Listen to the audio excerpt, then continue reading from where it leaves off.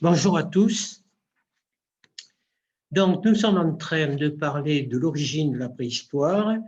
Nous allons revenir un petit peu en arrière, simplement. Donc, voilà le plan général.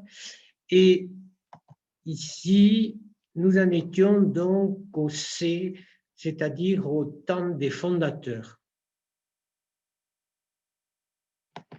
Le contexte de cette époque a changé un peu puisque l'empereur Napoléon III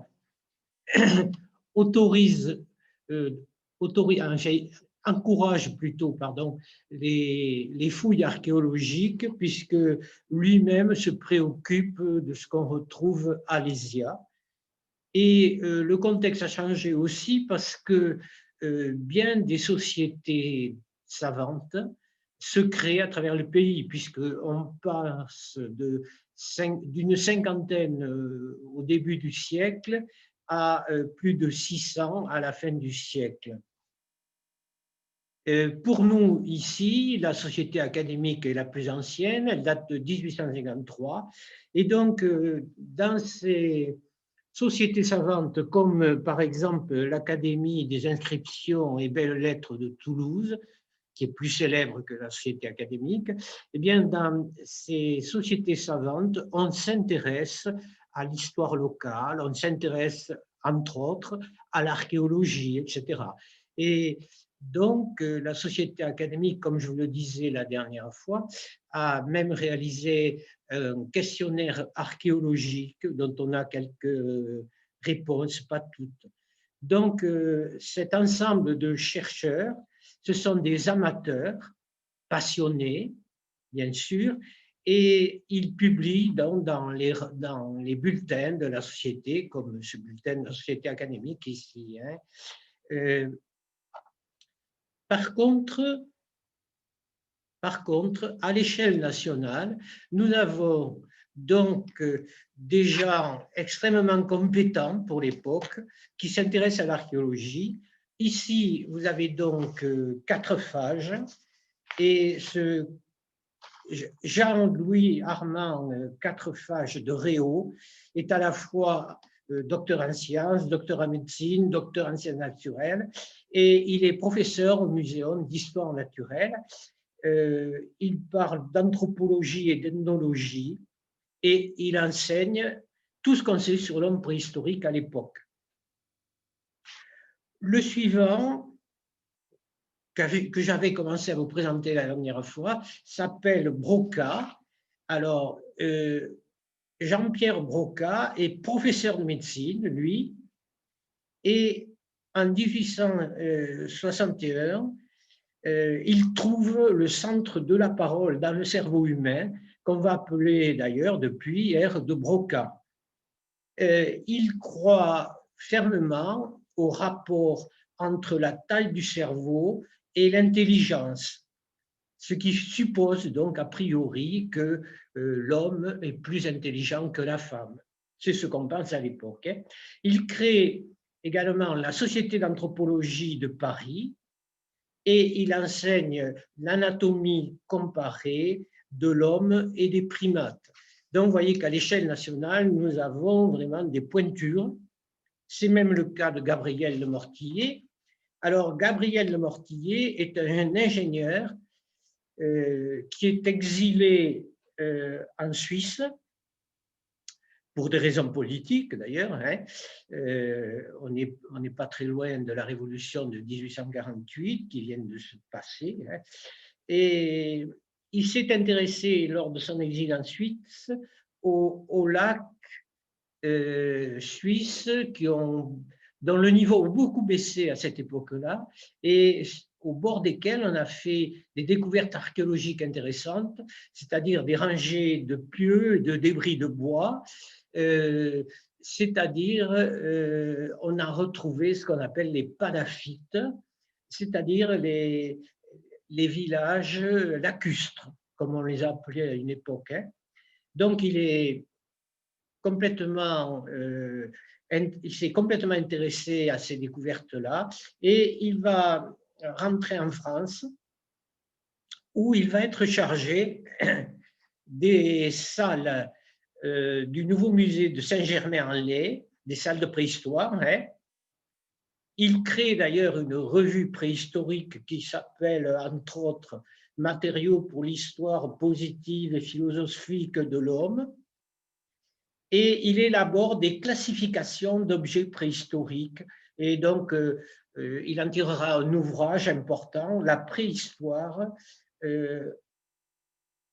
Antiquité de l'homme. Voilà, pardon. Donc, vers 1870, l'homme préhistorique est conçu au pire comme une sorte de singe, au mieux comme un sauvage, un primitif en tous les cas. Hein. Ses préoccupations ne peuvent avoir été que grossières, utilitaires. Il n'a pu avoir d'autres soucis que ceux de la survie. Voyez. Donc, vous voyez qu'à l'échelle nationale, on a quand même des gens compétents pour l'époque.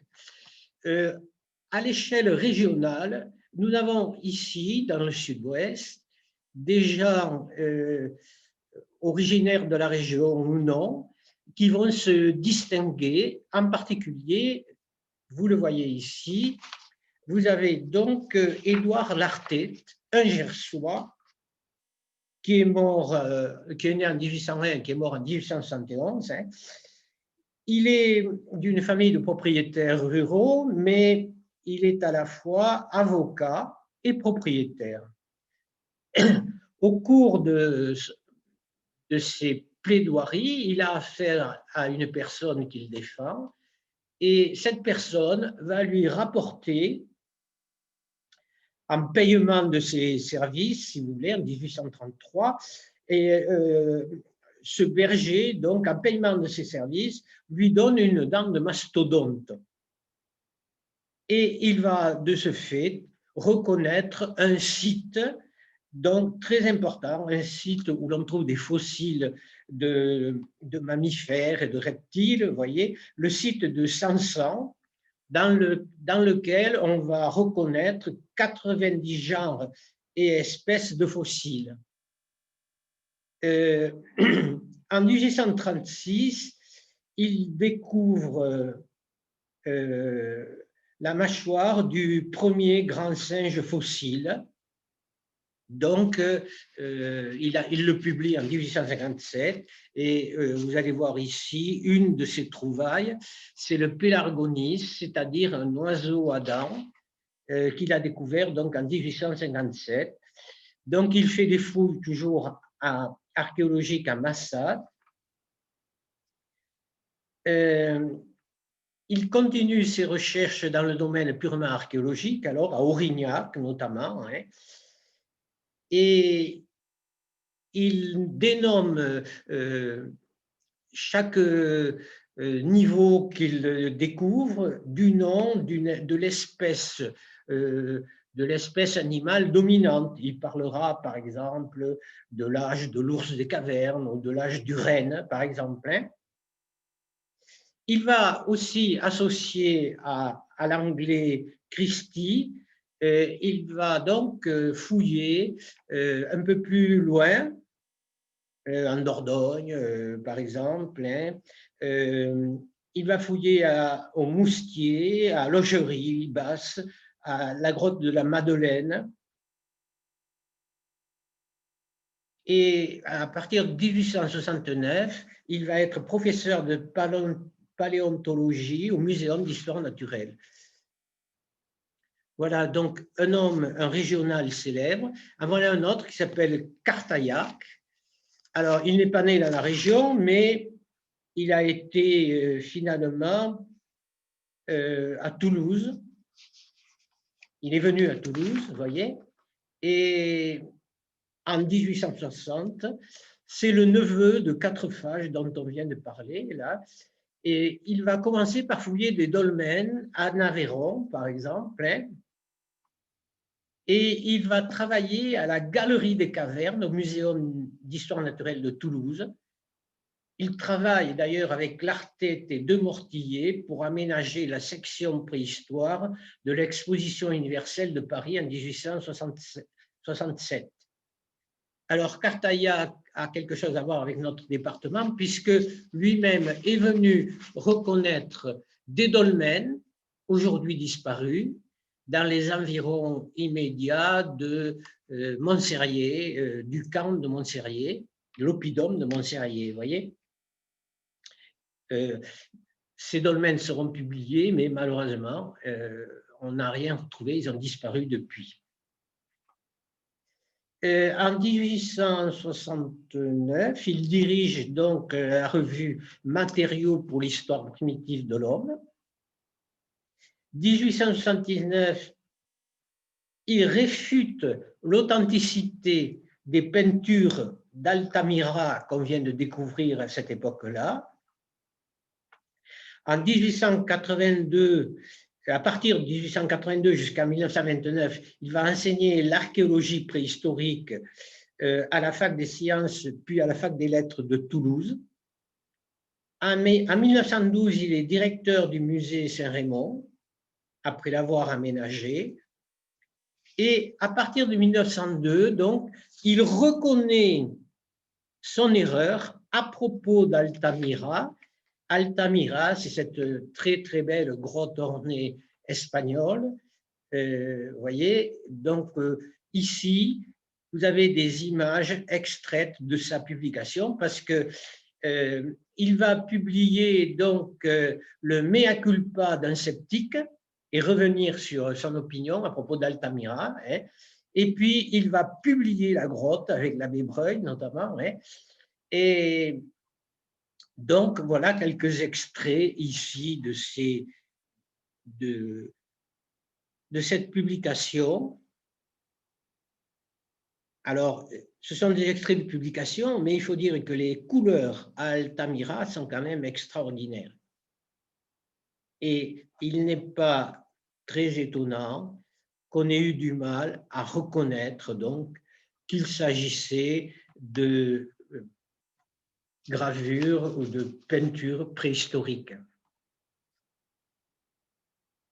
Autre chercheur qui a beaucoup travaillé dans la région, c'est Édouard Piette.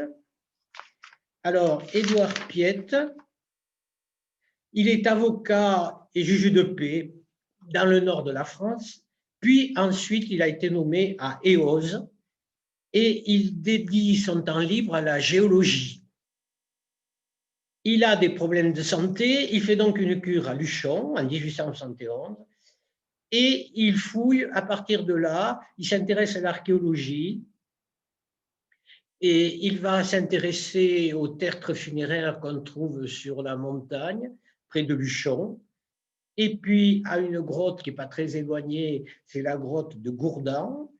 Il va passer par la grotte des Espélugues à Lourdes, il va passer ensuite à Arudi, il a fait entre autres aussi la fouille de la grotte de l'Ortet chez nous, le Mas d'Asile, et puis la grotte du Pape à Brassempouy. Et également, il va s'intéresser avec sa case au tumuli du plateau de Gers, qu'il va également publier. Donc c'est un homme qui a beaucoup travaillé. Il faut dire qu'à cette époque-là, il ne fouillait pas forcément lui-même, il n'était pas forcément présent non plus, ce qu'on a démontré pour l'Ortet, par exemple. Hein.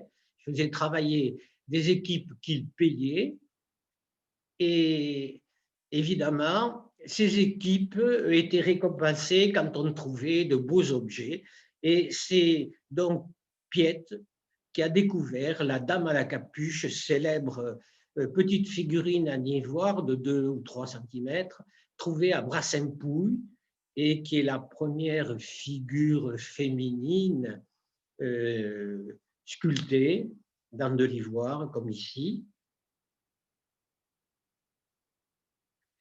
Voilà ici donc un dessin célèbre qui est extrait de l'album Les Tumulus d'Avzac Prat, qu'il a publié avec son compère Sacaz de Luchon. Et donc, Piet, comme tous les chercheurs, tous les grands chercheurs de cette époque-là en préhistoire, était aussi un collectionneur. Et ces collections, ce qui est très heureux d'ailleurs, il en a fait don à sa mort au Musée des Antiquités nationales de Saint-Germain-en-Laye. Et voilà ici la salle qui a été aménagée il n'y a pas très longtemps, la très belle salle Piet, donc au Musée des Antiquités nationales, avec une partie de ces collections qui sont exposées. Alors, si on a mis tant de temps à mettre en place cette salle, c'est que dans son testament, il désirait que la salle soit aménagée suivant ses désirs. Donc, Piet, pour nous, c'est quelqu'un de très important. Il a découvert notamment, à côté de la petite statuette donc, de la Dame à la capuche de Brassenpoul, il a découvert chez nous, par exemple, le petit cheval que l'on a trouvé à la grotte des Espélugues à Lourdes, ou encore une sculpture de saumon sur un bois de cerf trouvé à l'Orthite.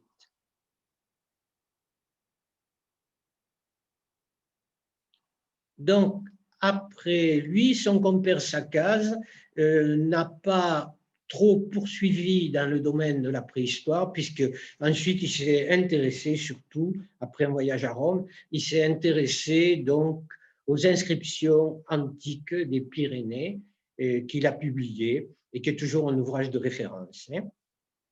Alors, nous passons maintenant à quelqu'un de beaucoup plus célèbre, c'est l'abbé Breuil, qui est né en 1877 dans la Manche, qui est mort en 1961. C'est celui qu'on a surnommé le pape de la préhistoire. Alors, il est prêtre en 1900, mais il a réussi à se faire décharger de paroisse pour se consacrer à la préhistoire. Alors, il a enseigné d'abord à l'Université catholique de Fribourg, puis ensuite à l'Institut de paléontologie à Paris, et ensuite au Collège de France, ce qui est le summum évidemment, au Collège de France à partir de 1929 jusqu'à 1947. En 1901, il a participé à la découverte de deux grottes ornées majeures. C'est en Dordogne, la grotte des Combarelles et la grotte de Fond-de-Gaume. Avec Cartaillac, il a travaillé donc sur la grotte de Marsoulas en Ariège et Altamira. L'abbé Breuil a également travaillé à la grotte de Gargas. Donc, vous voyez, ça a été une sommité, nous voilà à nouveau ici, notamment dans le domaine des grottes ornées. Et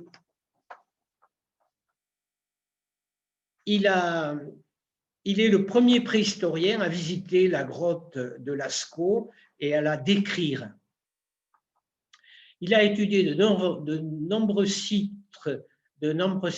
ornés en France, en Espagne, en Afrique du Sud. Et il a participé aussi, avec le père Teilhard de Chardin, à la fouille dont on avait parlé, c'est-à-dire aux fouilles qui ont suivi les premières découvertes de l'homme de Pékin. C'est un spécialiste mondial de l'art pariétal. Il a beaucoup étudié les industries préhistoriques, la stratigraphie. Il a surtout découvert et décrit ce niveau qu'on appelle l'Aurignacien à partir des découvertes de l'Arctique à Aurignac. Et en Afrique, il a pris part au développement préhistorique de l'Afrique. Il a eu quelques pratiques peut-être un peu discutables, mais enfin, c'est le grand bonhomme de cette période du 1er XXe siècle et même du début de la deuxième moitié du XXe siècle. Alors, nous arrivons maintenant à deux découvertes majeures qui vont se produire à peu d'intervalle de temps.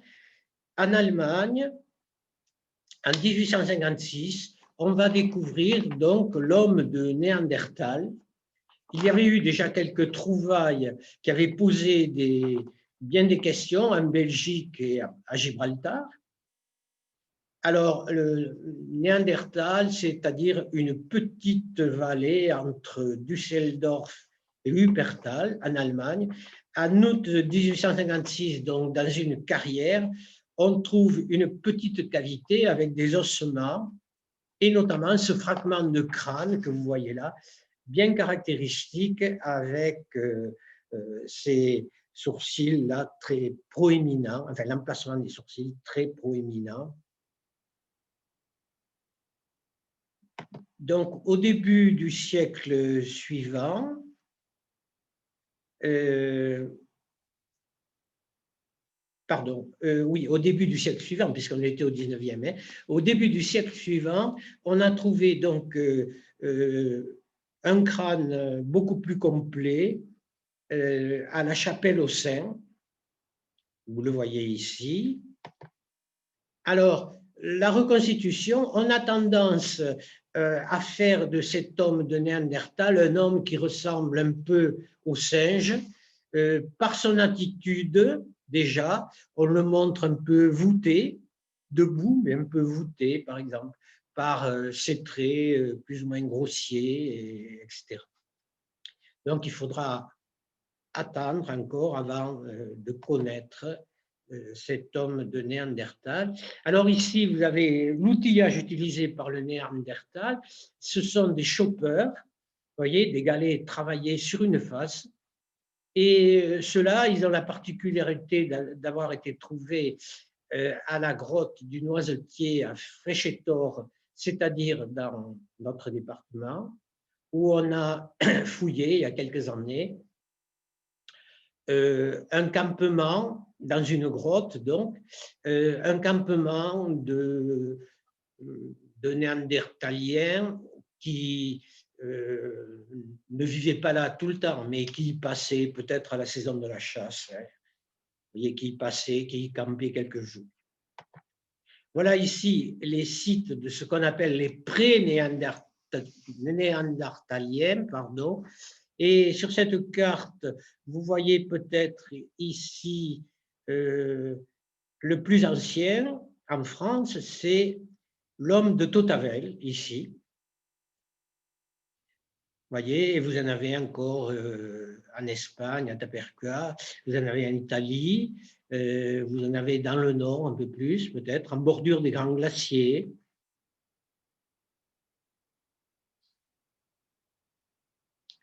Voilà maintenant la carte simplifiée des sites néandertaliens classiques et vous voyez que les sites ont proliféré un peu partout et notamment en Israël ici, où évidemment les archéologues israéliens ont beaucoup travaillé ces dernières années.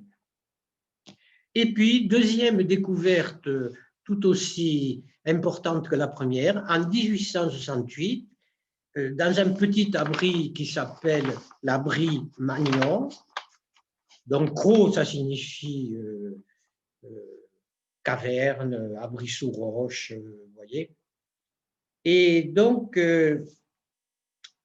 à cet abri sous roche de Cro-Magnon, aux Aisies de Taillac, c'est le fils donc d'Édouard Lartet, qui est lui-même archéologue et qui s'appelle donc Louis Lartet, qui a fait cette découverte importante, puisqu'il s'agit de Sapiens sapiens. donc c'est-à-dire les ancêtres de notre race actuelle. Voilà un crâne donc de Cro-Magnon où il y avait plusieurs sépultures. Hein.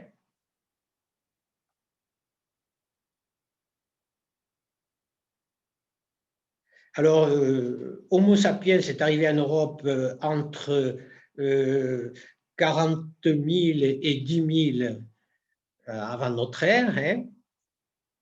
Et on a trouvé donc 5 squelettes associés à d'autres restes fragmentaires. Cette sépulture est attribuée à l'Aurignacien à l'époque, hein, mais en réalité, on la rattache à un autre niveau qui s'appelle le Gravecien.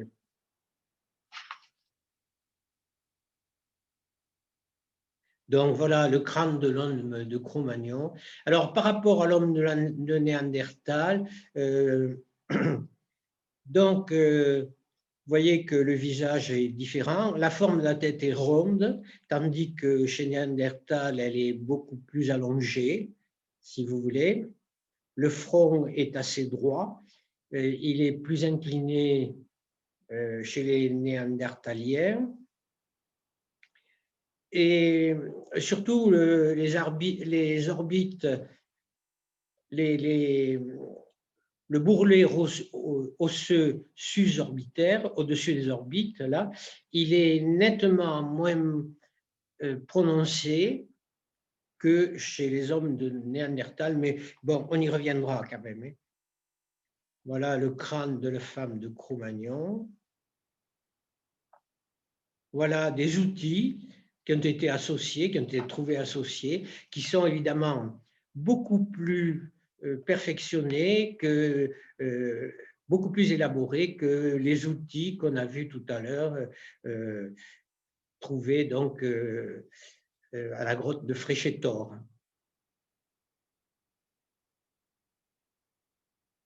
Et ces outils sont conservés au Muséum d'histoire naturelle de Toulouse. Hein. Alors ici, c'est une reconstitution avec un Cro-Magnon qui est en train donc de montrer la taille du silex.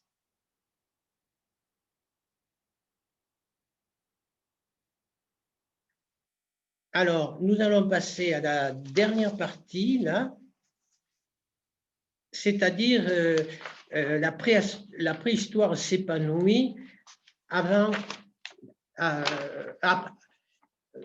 après 1914, pardon. Alors, si l'on fait le bilan du temps des fondateurs, on peut dire à cette époque-là que l'Église n'est pas unanime. Dans l'ensemble, elle rejette ces nouvelles orientations de la recherche, ces nouvelles certitudes que l'on a peu à peu. Hein. Par contre, certains prêtres sont préhistoriens. Je vous ai parlé tout à l'heure de la chapelle aux saints. Eh bien, à la chapelle aux saints, l'homme de Néandertal qui a été trouvé, les trouvailles qui ont été faites, l'ont été par 3 prêtres qui étaient préhistoriens, par exemple. Plusieurs auteurs catholiques essaient de concilier les récits de la Bible avec ce qu'on appelle le transformisme et l'évolutionnisme.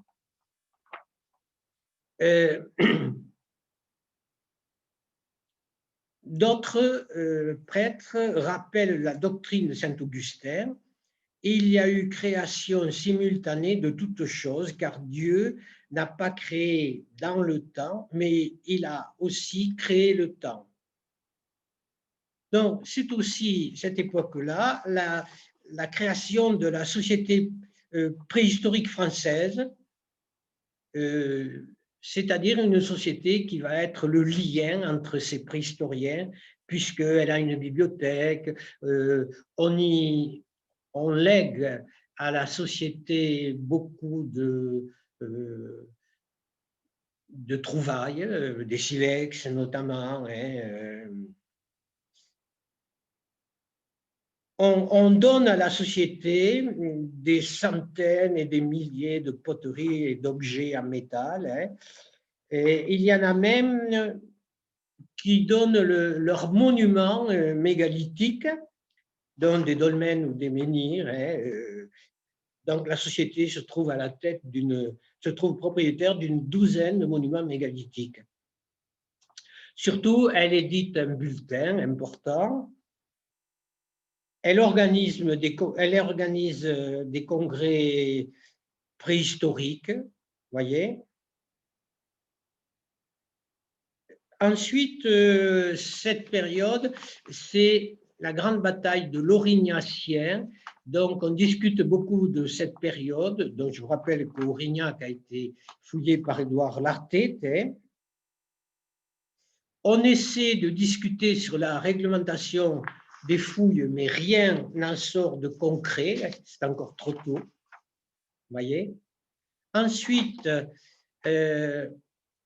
c'est l'entrée en scène du mécénat, c'est-à-dire Son Altesse Sérénissime Albert Ier de Monaco a deux passions, la mer et puis les origines de l'homme. Donc, il organise des fouilles de la grotte de Grimaldi, près de chez lui, et il finance les publications de Breuil et Cartaillac sur la grotte d'Altamira, et il fonde à Paris un institut de paléontologie humaine. Donc, c'est le début du mécénat.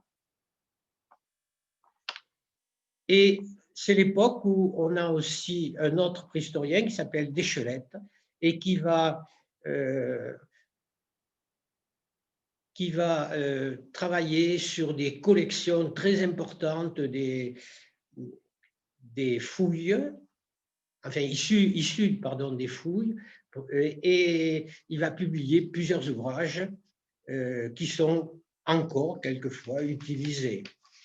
Donc, passons maintenant à la dernière partie, c'est-à-dire la préhistoire s'épanouit après 1914.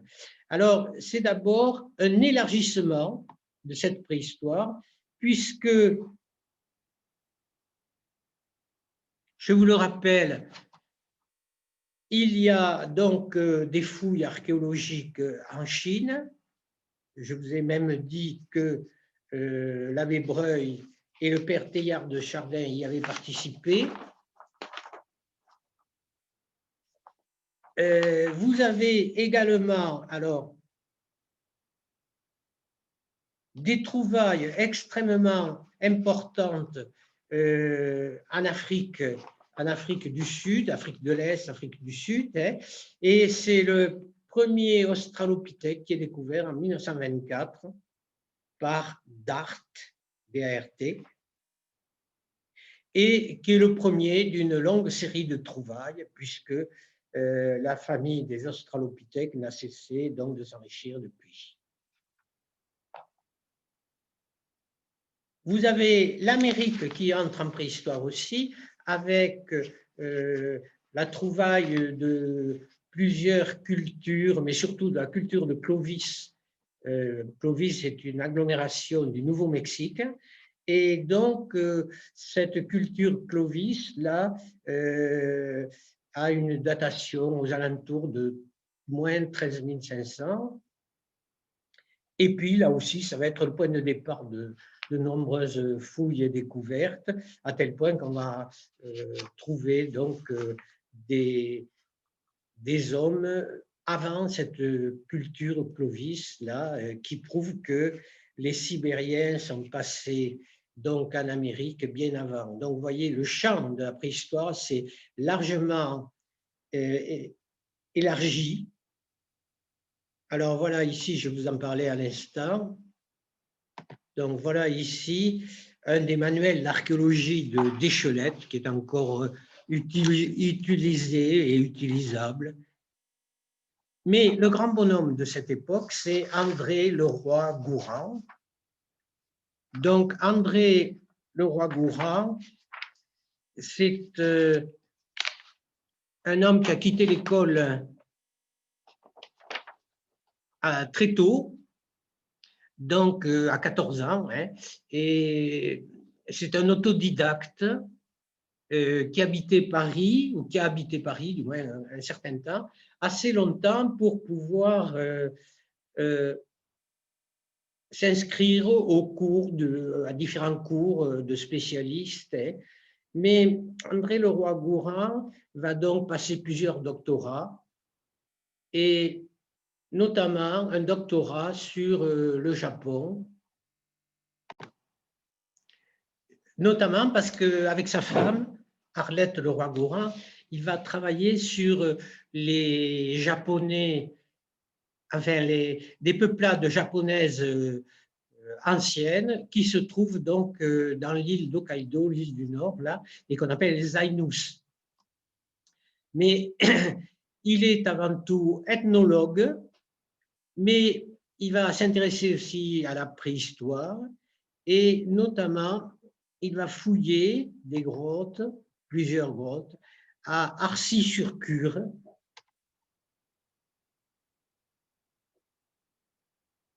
Voilà, à Arcy-sur-Cure. Et ces grottes seront étudiées avec méthode, bien davantage des méthodes. Ensuite, il aura, parmi d'autres, hein, un chantier important à Princevent, où l'on fouille des couches beaucoup plus récentes, avec des méthodes beaucoup plus scientifiques, bien sûr. Hein. Alors,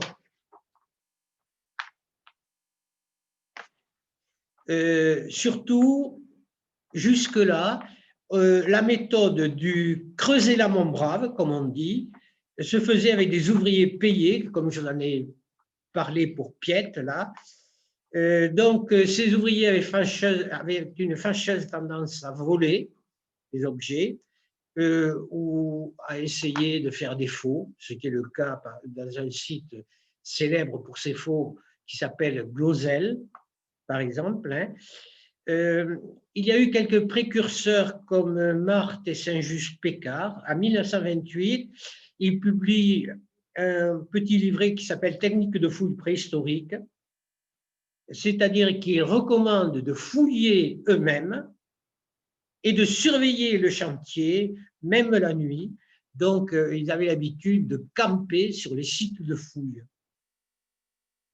Donc, les fouilleurs sont aussi collectionneurs à cette époque-là, la plupart du moins, et ils ne prennent en compte souvent que les beaux objets susceptibles d'intéresser dans des collections, leurs collections, et ils multiplient les sondages et multiplient les trous. Mais tout va changer après la Seconde Guerre mondiale. La loi de protection de 1941, qui est due à un spécialiste de l'Antiquité romaine qui s'appelle Carcopino, l'État va se mettre à contrôler les fouilles et fouiller peu à peu ne va être possible qu'après autorisation. Et il y aura des circonscriptions administratives, donc avec un directeur qui est une personne bénévole à l'origine, donc il y a peu d'activités, mais enfin, c'est un début. Pour le roi Gourhan, donc, les fouilles, il faut donc fouiller avec des techniques et des méthodes différentes de ce qu'on faisait jusque-là. Hein.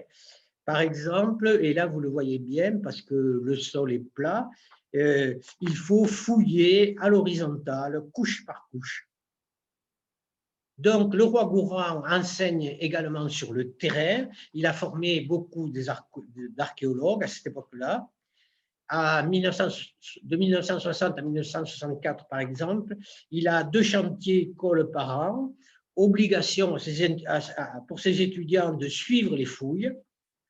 Donc, à Arcy-sur-Cure, que je viens de vous montrer, là, en grotte, et puis à Princevent, ici. D'ailleurs, Princevent est encore un site école pour les universités parisiennes. À Arcy-sur-Cure, son épouse, Arlette, met au point une méthode pour l'analyse des pollens. C'est le début de la palynologie, donc.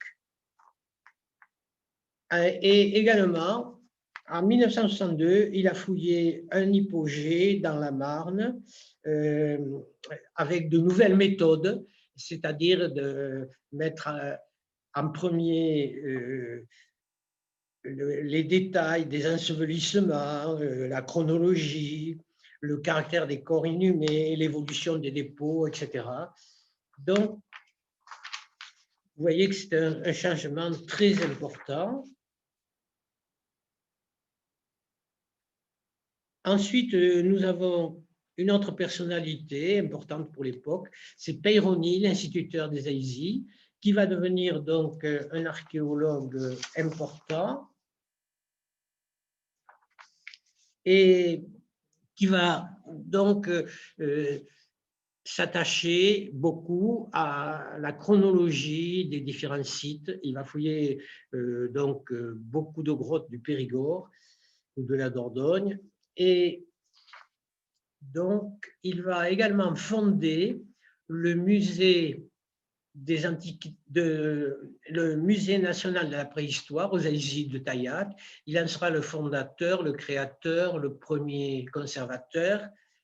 Et c'est donc un musée qui subsiste de nos jours. Hein. Donc, deux mots pour finir là sur une autre caractéristique donc, des fouilles et des fouilleurs dont je vous parlais. Eh bien, avec un bordelais qui s'appelle Borde, on va prendre l'habitude de faire des statistiques sur les trouvailles d'un site.